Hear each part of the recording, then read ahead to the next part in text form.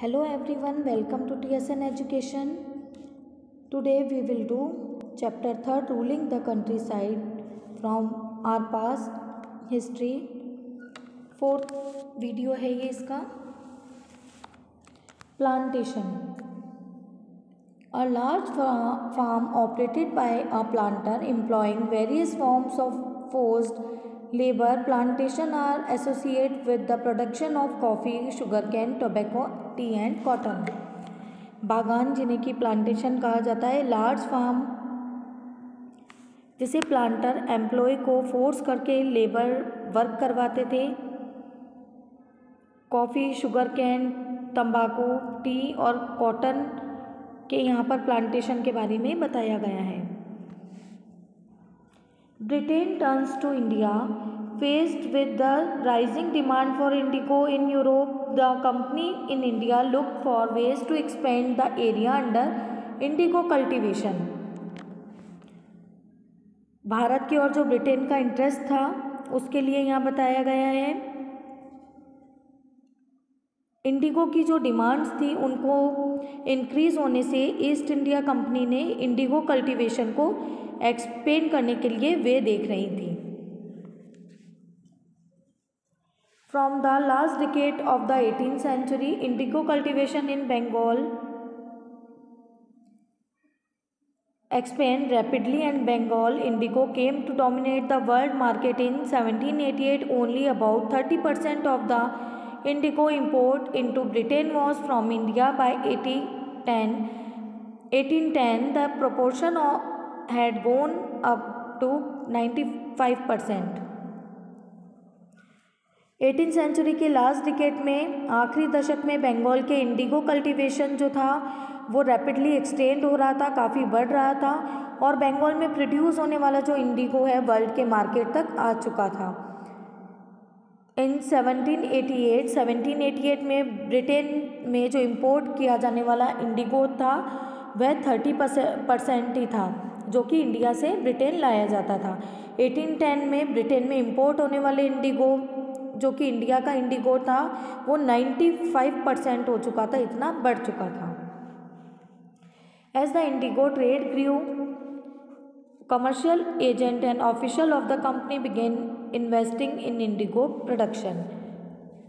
जैसे जैसे जो इंडिगो का जो ट्रेड है वो ग्रू हो रहा था, व्यापार बढ़ रहा था. कॉमर्शियल जो एजेंट हैं, व्यावसायिक जो एजेंट होते हैं, ऑफिशियल्स कुछ थे कंपनी के जो ऑफिशियल्स थे, उन्होंने इंडिगो प्रोडक्शन में अपना इन्वेस्टमेंट स्टार्ट कर दिया था. Over the years many company officials left their jobs to look after their indigo business. Company के ऑफिशियल्स ने इसके बढ़ते हुए जो ट्रेड था इसको देखते हुए वे काफ़ी अट्रैक्ट हो रहे थे और इसकी देखरेख के लिए अपनी जॉब्स को छोड़ चुके थे. Attracted by the prospect of high profits, numerous Scotsmen and Englishmen came to India and became planters. High profit से अट्रैक्ट होकर स्कॉटलैंड और इंग्लैंड के जो कुछ लोग थे इंडिया में आए और इंडिगो के प्लांटर्स बन चुके थे. Those who had no money to produce indigo could get loan from the company and the banks that were coming up at the time. जिनके पास इंडिगो के कल्टीवेशन के लिए मनी नहीं थी उन्हें बैंक और जो कंपनी थी वो लोन देती थी ताकि वो नील की खेती कर पाएँ. How was indigo cultivated. नील की खेती कैसे की जाती है. There were 2 main systems of indigo cultivation, nij and ryoti. यहाँ पर इंडिगो के कल्टीवेशन के लिए 2 जो सिस्टम्स यूज़ किए जाते थे, निज और राइटी के बारे में बताएं. Within the system of niche cultivation, the planter produced indigo in lands that he directly controlled. He either bought the land or rented it from other zamindars and produced indigo by directly employing hired laborers. Indigo cultivation के 2 main system हैं, निच और righty. निच cultivation system में planters जो होते हैं ज़मीन के जो मालिक हैं प्रोड्यूस इंडिगो. प्लांटर्स खुद इंडिगो को अपनी लैंड पर कल्टीवेट करते हैं. दैट ही डायरेक्टली कंट्रोल, इसलिए इन पर उनका खुद का डायरेक्ट कंट्रोल रहता है। ही एदर बॉट द लैंड और रेंटेड, और कई बार जो ज़मीन है उसको वो अदर ज़मींदार से लैंड को ले लेते हैं, खरीद लेते हैं या रेंट पर ले लेते हैं। And directly employing hired labours को हायर करके इंडिगो कल्टीवेशन का वर्क कराते हैं। The problem with nij cultivation में क्या क्या प्रॉब्लम्स आई थी? The planters found it difficult to expand the area under nij cultivation. Indigo could be cultivate only the fertile lands and these were all already densely populated. Only small plots scattered over the landscape could be acquired. Planters needed large areas in compact blocks to cultivate indigo in plantations. Where could they get such land from? They attempt to lease in the land around the indigo factory and evict the peasants from the area, but this always led to conflict and tension. The problem with निच cultivation, the planters थे वो निच cultivation के area को expand करने के लिए उन्हें काफ़ी डिफ़िकल्टी हो रही थी। इंडिगो कल्टिवेशन ओनली फर्टाइल जो सॉइल है वहाँ पर ही हो सकता था। ऐसी लैंड पर ऑलरेडी डेंसली पॉपुलेशन, घनी जनसंख्या रहती थी ज़मीन के, इसलिए उन्हें जो प्लांटर्स थे उन्हें लैंड के स्मॉल जो प्लॉट्स हैं वे ही मिल पाते थे। प्लांटर्स को लार्ज एरिया की नीड थी जिससे कि ब्लॉक्स बनाकर इंडिगो की प्लांटेशन कर सकें। इस टाइप्स की जो लैंड थी उन्हें कहाँ से मिल सकती थी, और उन्होंने इंडिगो फैक्ट्री के अराउंड लैंड जो थी वहाँ पर लीज से उसे लेकर उस एरिया के जो पीजेंट थे उन्हें वहाँ से हटा दिया गया था। बट इससे काफ़ी कॉन्फ्लिक्ट और काफ़ी टेंशन बढ़ गई थी, टकराव और टेंशन बढ़ चुकी थी। Nor was labour easy to mobilise, a large plantation required a vast number of hands to operate and labour was needed precisely at a time when peasants were usually busy with their rice cultivation. Labours को mobilise करना easy नहीं था, मज़दूरों का जो मतलब इंतज़ाम करना इजी नहीं था। लार्ज प्लांटेशन के लिए ज़्यादा संख्या में जो लेबर थे उनकी आवश्यकता रिक्वायर्ड होती थी जो कि इस वर्क को कर सकें, और लेबर्स की जो नीड है तब ज़्यादा होती थी when peasant were busy with rice cultivation, जब जो किसान हैं या जो फार्मर्स हैं वो राइस के कल्टीवेशन, चावल की खेती में बिजी होते थे।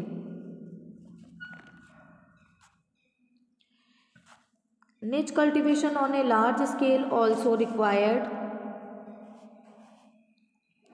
many plow and bullocks. 1 biga of indigo cultivation required 2 plow.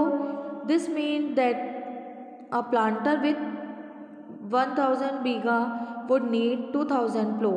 Investing on purchase and maintenance of plow was a big problem, nor could supplies be easily got from the peasants since their plow and bullocks were busy on their rice fields again exactly at the time that the indigo planters needed them.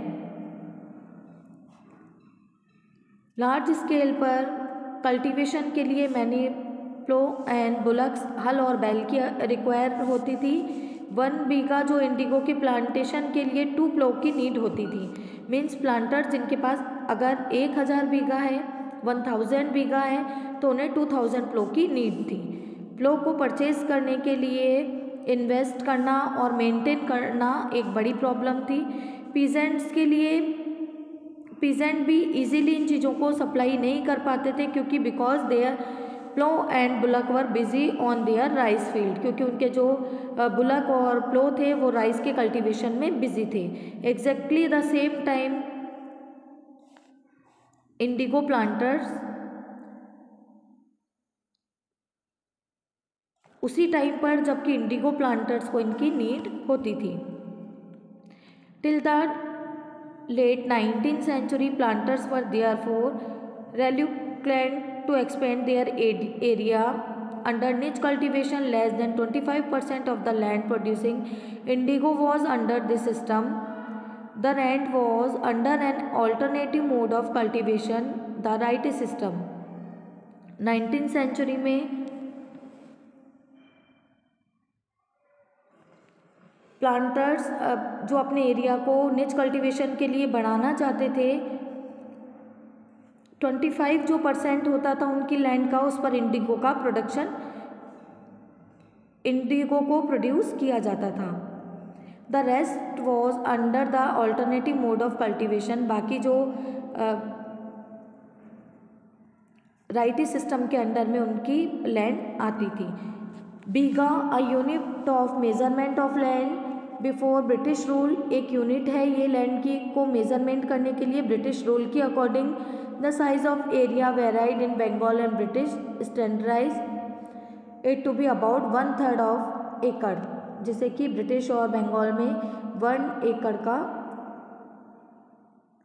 1/3 माना जाता है. Indigo on the land of ryots. Under the ryoti system the planters force the ryots to sign a contract an agreement.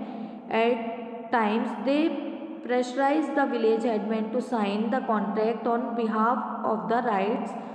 Those who signed the contract got cash advance from the planters at low rates of interest to produce indigo, but the loan committed on the right to cultivating indigo on the least 25% of the area under his holding. The planter provided the seed and the drill, while the cultivators prepare the soil, sow and seed and look after the crop. Indigo on the land of rights. Rights की जो land पर नील की खेती करना बताया है यहाँ पर.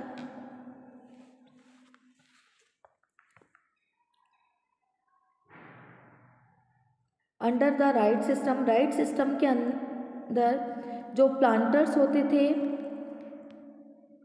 वो राइट से एक कॉन्ट्रैक्ट, एक एग्रीमेंट जिसे सट्टा कहा जाता है, साइन करवाते थे. कई बार जो विलेज हेडमैन, मुखिया जो होता है, उसे भी प्रेशराइज किया जाता था कि इनके बिहाफ पर वे कॉन्ट्रैक्ट को साइन करें. वे लोग जो इस कॉन्ट्रैक्ट को साइन करते थे प्लांटर से लो रेट्स पर उन्हें एडवांस कैश मिल जाता था, जिससे कि वो इंडिगो का कल्टीवेशन कर सकें. लोन के कमिटमेंट के अकॉर्डिंग जो राइट को अपने लैंड के 25% पर इंडिगो को प्रोड्यूस करना होता था. प्लांटर्स जो होते थे वे राइट्स को सीड प्रोवाइड करवाते थे, ड्रिल के लिए जो भी प्रोवाइड करवाते थे. वैन कल्टीवेट और जो कल्टीवेटर्स होते थे उन्हें सॉइल को प्रिपेयर करना, बीज बोना और जो क्रॉप्स को की देखभाल करना जैसे वर्क करने होते थे. और हार्वेस्ट के बाद क्रॉप जो है प्लांटर को दे दी जाती थी.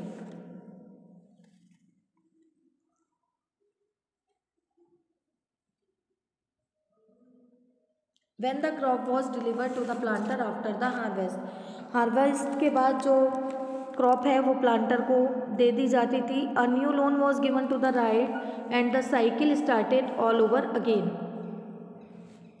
अब जो राइट है उन्हें एक नया लोन दे दिया जाता था और ये जो साइकिल है फिर से स्टार्ट हो जाता था. Started all over again. Peasant who were initially tempted by the loan soon realised how harsh the system was.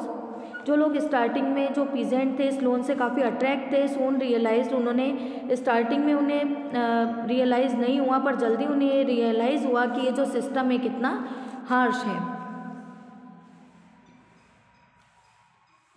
The prices they got for the indigo they produce was very low and the cycle of loans never ended.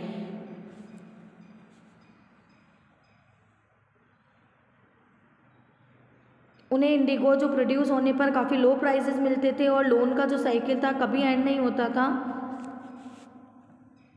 These were other problems too. इसके अलावा भी वहाँ पर और भी problems थी. The planters usually insisted that the indigo be cultivated on the best soil on which peasant prefer to cultivate the rice.